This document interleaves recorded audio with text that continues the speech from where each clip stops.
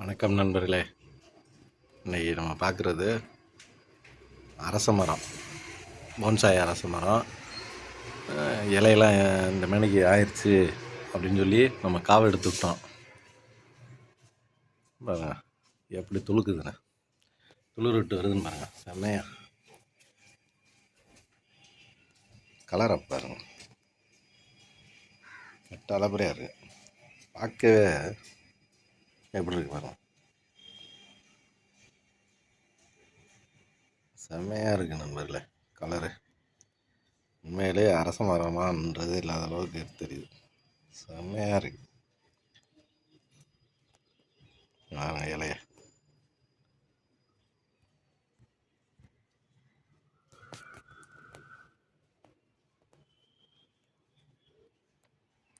சூப்பராக இருக்கு நண்பர்களே.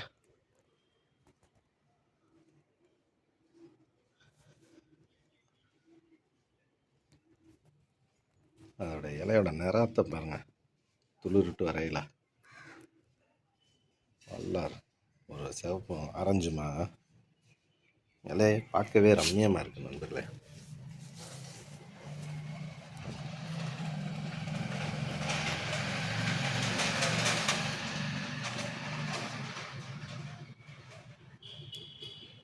ஒரு இதயம் கண்டா இருக்குது, இதயத்தில் ரத்தம் எப்படி ஓடும். நிறத்தை பாருங்கள், அருமை நண்பர்களே. கொஞ்சம் பெரிய இலையானோடனே இந்த பச்சை வச்சு ஆரம்பிச்சிருச்சு. செம்மையாக இருக்குது நண்பர்களே. அப்புறம் நம்ம அந்த காவு எடுத்தப்ப குச்சை ஊண்டி பார்ப்போம். ஆலமரம் குச்சை ஊண்டி வச்சா வருது, அரச மரம் விதை போட்டு தான் வரும். குச்சை ஊண்டினா வருமான்றக்காண்டி நம்ம ட்ரை பண்ணோம்.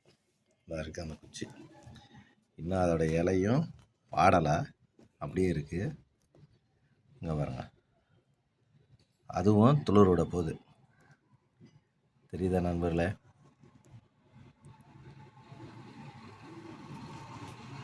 அப்போ வெறுதாக குச்சி குத்தி வச்சாலும் வரும்போது நண்பர்களே. இது ஒரு வருஷமாக இருக்குது இந்த ஆலமரம். இந்த நம்ம இதில் போன்சாயிலேருந்து வெட்டுறோம்ல, குச்சை தூக்கி ஊண்டணும்னா வந்துடும் நண்பர்களே. இந்த செம்மையாக இருக்கா?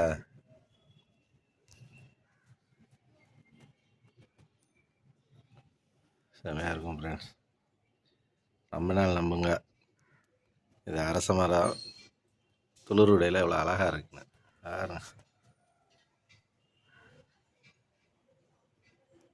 தேங்க்யூ நண்பர்களே. இது நம்ம போன்சாய் அரச மரம் தான் ஃப்ரெண்ட்ஸ். 10 ஆண்டுகளாக இருக்குது. தேங்க்யூ.